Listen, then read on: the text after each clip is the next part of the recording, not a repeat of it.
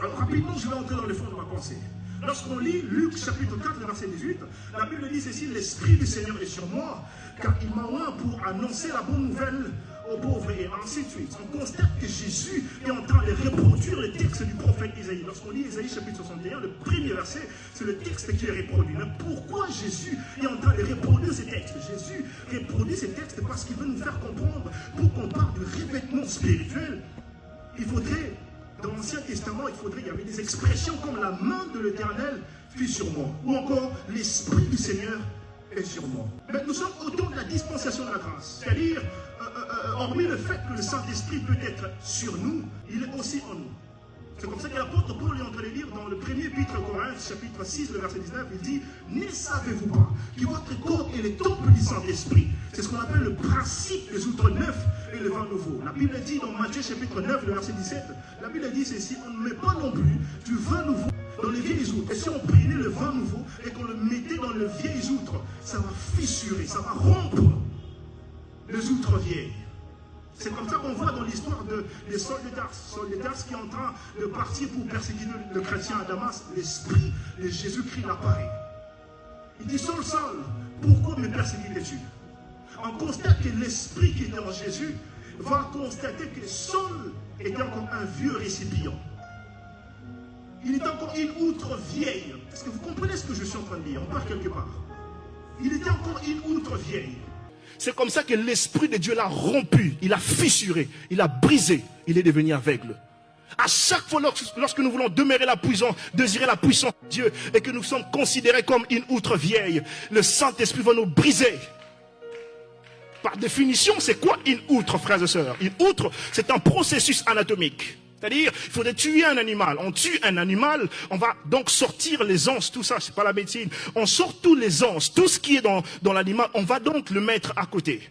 Et on va rester avec la peau. La peau va donc avoir une putréfaction ou encore de la graisse.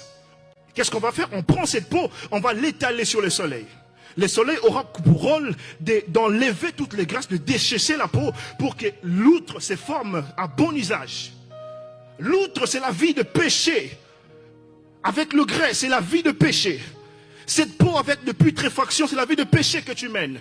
L'outre avec ses graisses, c'est la vie de mensonge que tu as. L'outre avec ses graisses, ce sont des vies auxquelles tu fais dans les secrets dont personne, même ton pasteur, ne connaît pas. Mais aujourd'hui, Dieu m'a dit ceci, qu'il fera de plusieurs personnes ici une outre neuve, pas une outre vieille, une outre neuve, afin de reposer toute sa puissance. Ézéchiel chapitre 37, on comprend une chose très importante. Lorsque Dieu apparaît au prophète Ézéchiel, la Bible dit que l'esprit, la main de l'Éternel fit sur le prophète Ézéchiel. Le prophète Ézéchiel, Dieu l'amène dans la vallée des ossements desséchés. Il va se passer une chose, c'est que Dieu va poser la question au prophète Ézéchiel, il va dire: fils de l'homme, crois-tu que ces os pourront-ils revivre? Il dit: oui, Seigneur, tu le sais. Là, il y a encore un problème. Les ossements desséchés, pour qu'ils prennent les processus anatomiques, c'est-à-dire le nerf, tout ça doit former la chair. Il faudrait que l'Esprit de Dieu vienne de 4 vents et souffle sur ces ossements. Sans la puissance du Saint-Esprit, on ne parlera pas d'une armée nombreuse que Dieu veut élever. Quelqu'un me comprend? On ne peut pas parler de cette armée que Dieu veut élever. Dans le principe de la création, lorsque Dieu a créé Adam et Ève, pour que Adam et Ève puissent vivre, Dieu doit souffler son pneuma à Kodesh. Je prie au nom de Jésus-Christ, à partir d'aujourd'hui, que Dieu souffle à nouveau son Zoé. Amen. Je déclare pour les 5 premières personnes qui s'élèvent et qui acclament très fort le Seigneur. Je prie que Dieu te donne un nouveau souffle dans lequel tu ne seras pas une outre vieille, tu seras une outre neuve, capable de recevoir la puissance de Dieu. Avec la Bible nous enseigne, lorsqu'on lit la Bible, on lit Luc chapitre 4, le 10e verset au 13e verset. La Bible nous dit, est-ce que je peux prêcher ce soir? La Bible nous enseigne de la femme au dos courbé. Lorsqu'on lit le verset 10, on va comprendre que Jésus était en train d'enseigner dans la synagogue, le jour de la synagogue. Il enseigne le jour de la synagogue, c'était, devrais-je dire, il enseigne dans l'une des synagogues, et puis le jour du sabbat. Normalement, pour qu'on puisse opérer un miracle, c'était interdit, la loi interdisait qu'on opère un miracle le jour du sabbat. Mais Jésus défie cette loi. Je ne suis pas là-bas, je viens sur ce que je suis en train de dire. En fait, on constate quelque chose. C'est qu'il y a une femme, la Bible dit qu'il y avait une femme qui était possédée. Et il y avait des esprits qui la rendaient infirme. Son dos était courbé. En médecine, on l'appellera d'une hyperzyphose. Cette femme était courbée. Elle était courbée, elle ne pourrait pas se redresser. Être courbé veut dire 3 choses ou 4 choses, peu importe. Être courbé veut dire perdre son autorité. Être courbé veut dire perdre sa posture. Être courbé veut dire perdre sa stature. Être courbé veut dire être soumise, être faible. Tu ne peux pas voir la gloire de Dieu. Tu ne peux pas lever les yeux vers le ciel. Tu es courbé. C'est-à-dire, Satan, le diable, a attaqué son dos. Elle ne peut voir la gloire de Dieu. Mais ce que j'aime avec la Bible, c'est que cette femme, peu importe qu'elle ne voyait pas les résultats, elle continuait quand même à venir à la synagogue. Cette femme, malgré qu'elle ne voyait pas les solutions, elle continuait quand même à venir dans la synagogue. Cet homme ou cette femme, malgré qu'elle ne voit pas de solutions, elle vient mardi Maombi. Cet homme ou cette femme, malgré qu'elle ne voit pas de résultats dans sa vie, elle vient quand même les samedis au culte. Cette femme ou cet homme, malgré qu'elle ne voit pas de résultats dans sa vie, elle vient le dimanche. Mais un jour, cet homme prend la décision de venir à mes Power. Oh mon Dieu, je prie dans le nom de Jésus-Christ. La décision que tu as prise n'est pas une décision humaine. C'est une décision qui vient d'en haut. Parce qu'aujourd'hui, Dieu est en train de te visiter au nom de Jésus-Christ. Alors, dis-moi, prédicateur, qui va se passer après? Il y a 2 choses qui vont se passer. La première des choses, c'est que Jésus va prononcer une parole ointe. Qu'est-ce qui va se passer? Jésus prononce une parole ointe. On constate que la parole ointe qui était en Jésus, l'esprit de Jésus se manifeste et brise les jougs de la femme. C'est comme ça qu'il est écrit dans Ésaïe chapitre 10, le verset 27. La Bible dit ceci, dans la version d'Arbi, la partie terminale, la Bible dit, et le joug sera détruit à cause de l'onction. Comme pour dire que l'onction de Dieu brise le joug. Je prie dans le nom de Jésus-Christ, tout fardeau que tu portais, qui t'empêchait de voir la gloire de Dieu, suite à l'option que Dieu me donne aujourd'hui, j'annonce une parole ointe. Oh mon Dieu, je ne sais pas si je suis en train de parler à quelqu'un. Je prie dans le nom de Jésus-Christ, tout joug que tu portais, qui t'empêchait de voir le ciel, mais j'annonce à ce joug la parole de Dieu. Cette parole a la capacité de briser le joug pour que tu t'élèves pour voir la gloire de Dieu. Parce que l'esprit que Jésus te donne, c'est un esprit de puissance qui dit Abba Père, à partir d'aujourd'hui, tu ne seras plus sous la domination du diable. Dieu te donne l'autorité. Est-ce que tu peux m'aider à acclamer Dieu très fort? Frères et sœurs, écoutez ceci. Satan dans sa stratégie ou Satan dans sa méthodologie, il courbe généralement les personnes. Mais ce que j'aime avec le Saint-Esprit redresse. Je prie dans le nom de Jésus. Tout ce qui était courbé dans ta vie, tes études étaient courbées, ton travail était courbé, mais à partir d'aujourd'hui, puisque tu entends le son du Saint-Esprit, que ton travail soit, oh mon Dieu, que ton travail soit redressé, que tes études soient redressées, dans le nom de Jésus-Christ. La Bible nous enseigne de 3 personnes.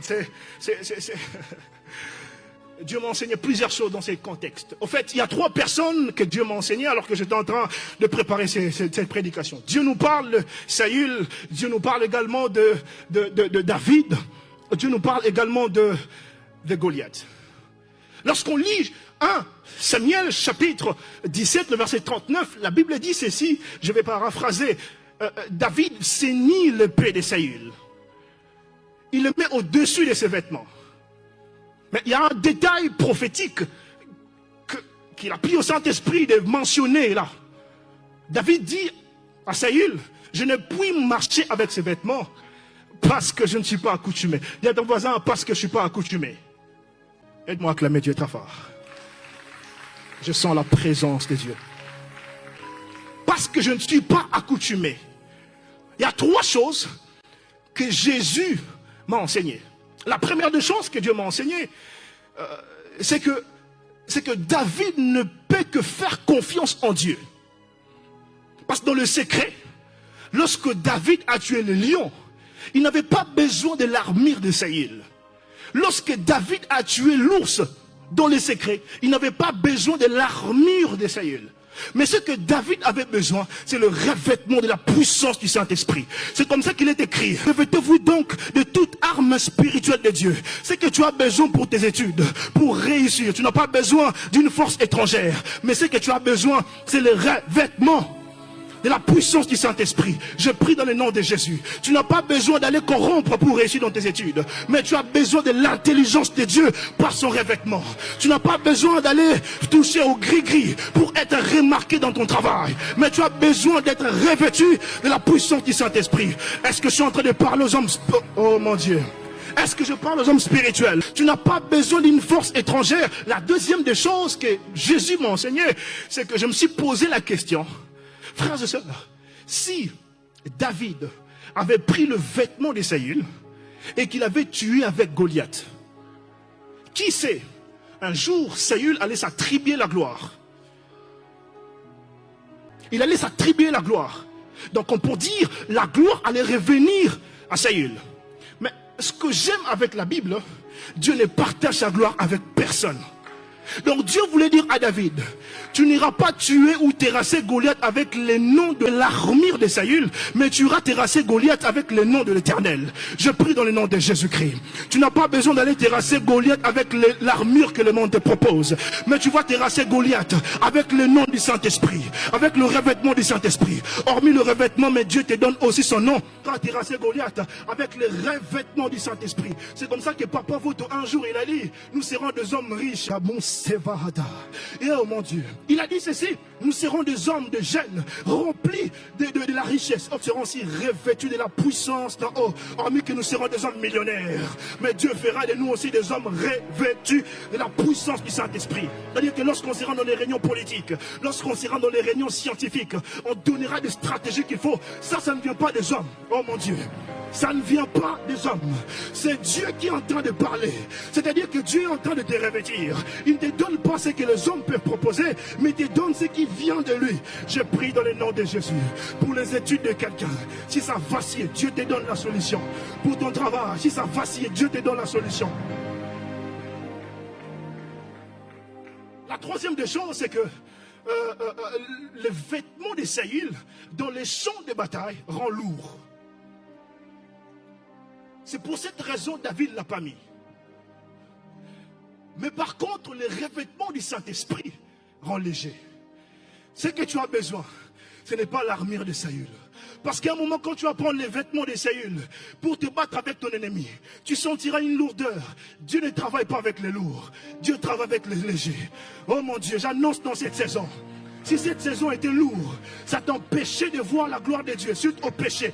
Mais Dieu te donne le fruit de l'esprit. Tu seras léger. Oh mon Dieu, tu seras léger.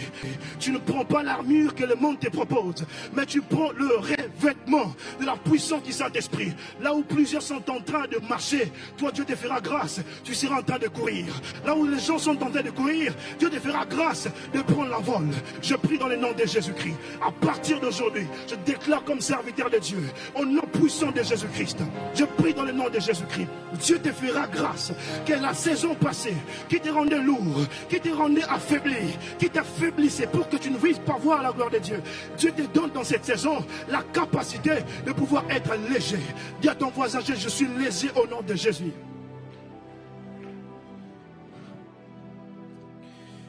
Ferosmen Ida. La Bible dit lorsqu'on lit Psaume de David chapitre 18, le verset 30.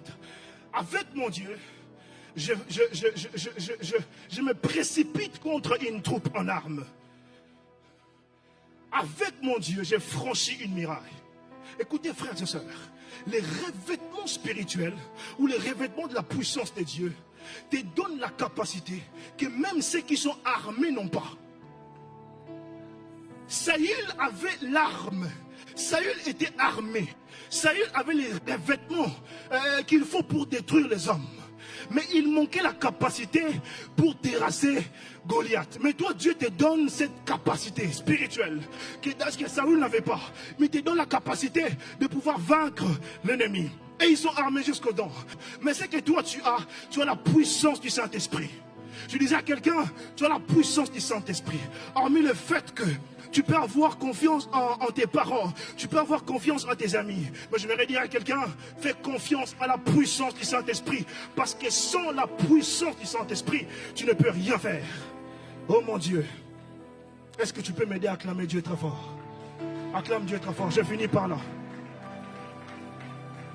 Est-ce que je peux finir mon message? Lorsqu'on lit Actes des Apôtres, chapitre 12, le verset 6, on va comprendre qu'on parle de Pierre, l'apôtre Pierre. C'est par là que je vais finir. Écoutez, frères et sœurs.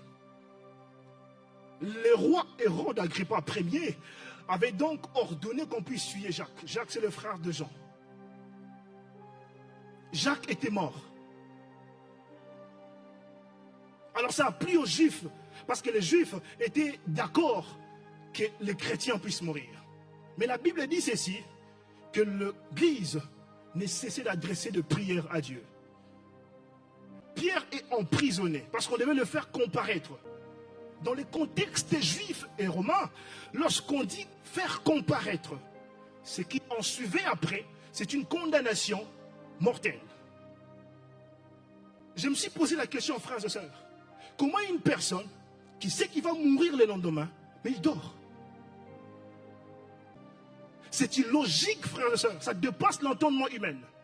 Comment une personne qu'on doit le faire comparaître demain, il dort? Matthieu chapitre 8, le verset 23, c'est là que se trouve la réponse. Jésus dans la barque avec les disciples. Jésus était en train de dormir. La barque était en train de vaciller, la barque. La tempête frappait de part et d'autre. Les disciples paniquaient, les disciples ne savaient pas quoi faire parce qu'ils savaient qu'ils allaient mourir quelques minutes après. Mais j'aime l'attitude de Jésus. Au lieu que Jésus puisse également paniquer comme les disciples. Jésus est en train de dormir. I feel Holy Spirit in this place. Jésus est en train de dormir. Pourquoi Jésus dormait?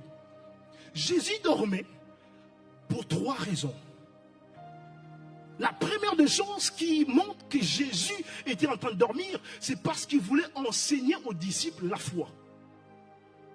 La deuxième des choses, pourquoi Jésus dormait, c'est parce qu'il voulait enseigner aux disciples la confiance en Dieu.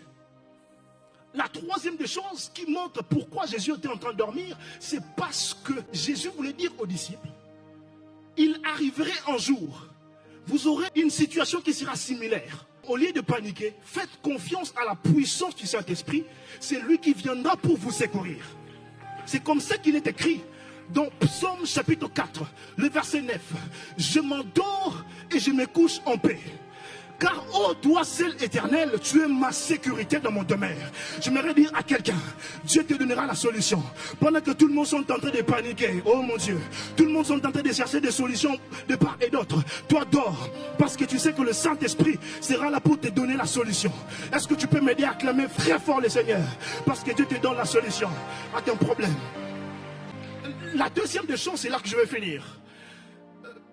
La deuxième des choses qui prouve pourquoi est-ce que Pierre serait en train de dormir, c'est parce qu'il y avait une parole prophétique qui était attachée à sa vie, que Jésus avait prononcée. Lorsqu'on lit Jean chapitre 21, le verset 18, la Bible dit ceci, en vérité, je te le dis, quand tu étais jeune, tu t'es saigné toi-même. Mais quand tu seras vieux, tu étendras ta main, un autre te saignera, et on te mènera où tu ne voudras pas. J'ouvre une parenthèse. Les théologiens disent, le jour de l'arrestation de Pierre, son âge était compris entre 30 et 40 ans. Les jours de sa mort, c'était compris entre 60 et 70 ans. Si l'apôtre Pierre ne devait pas mourir parce qu'il savait qu'il n'allait pas mourir jeune, il allait mourir vieux. Oh mon Dieu, Pierre savait, est-ce que je parle au lecteur de la Bible? Pierre savait qu'il n'allait pas mourir jeune. Pierre savait qu'il allait mourir vieux. Voilà pourquoi il dormait paisiblement. Parce qu'il faisait confiance en Dieu et il savait qu'il n'allait pas mourir jeune. J'aimerais dire à quelqu'un, tant que la parole prophétique de Dieu ne s'est pas accomplie dans ta vie, tu ne mourras pas jeune. Je prie dans le nom de Jésus comme un prophète de Dieu. Tu ne mourras pas jeune. Je disais à quelqu'un, tant que la parole de Papa Photo, être millionnaire, ne s'est pas accomplie, tu ne mourras pas jeune. J'aimerais dire à quelqu'un, tu ne mourras pas jeune. Je prie dans le nom de Jésus pour les 5 premières personnes qui acclament plus fort que son voisin. Je prie. I praise, Holy Spirit, je prie au nom de Jésus. Tu ne mourras pas jeune. Je prie, tu ne mourras pas jeune. Même si le décret humain a été rédigé. Je dis à quelqu'un, toi, tu ne mourras pas jeune. Je prie dans le nom de Jésus. J'aimerais fortifier quelqu'un. Tu ne mourras pas jeune. Le principe humain dit ceci. Cet homme devrait mourir. Ça, c'est l'humanité qui a dit qu'il devrait mourir. Logiquement, c'est ça au fait. On doit mourir. Mais tant que la prophétie de Dieu ne s'est pas accomplie, je quitte dans le processus humain. Je quitte dans les lois écrites par les hommes. Je suis dans le calendrier divin. Je ne mourrai pas. Je vivrai. Ratama, je vivrai. Je disais à quelqu'un, je vivrai. Je ne mourrai pas jeune. Si dans la famille, on avait dit que Ruben, tu vas mourir jeune, je prie dans le nom de Jésus, tu ne mourras pas jeune. Si on avait dit à Daniel, tu mourras jeune, je prie au nom puissant de Jésus, sous l'onction des hommes de Dieu, je prie dans le nom de Jésus, tu ne mourras pas jeune. Si on avait dit à quelqu'un ici présent, tu mourras jeune, je sens une colère sainte de Dieu, tu ne mourras pas jeune. Je répète cette parole prophétiquement à quelqu'un, que tu ne mourras pas jeune. Si on avait dit à Aristote que toi tu ne vas pas vivre la bénédiction de Dieu, tu disais à quelqu'un, tu ne mourras pas jeune. Tu ne mourras pas jeune. Je t'entends dire à quelqu'un, si on avait dit à Esther, Esther, tu mourras jeune. Je refuse ces paroles. Au nom puissant de Jésus-Christ, tu ne mourras pas jeune. À cause de tes prières, tu ne mourras pas jeune. Il y a une parole prophétique qui est attachée à ta vie. Je prie au nom puissant de Jésus. Ah bah.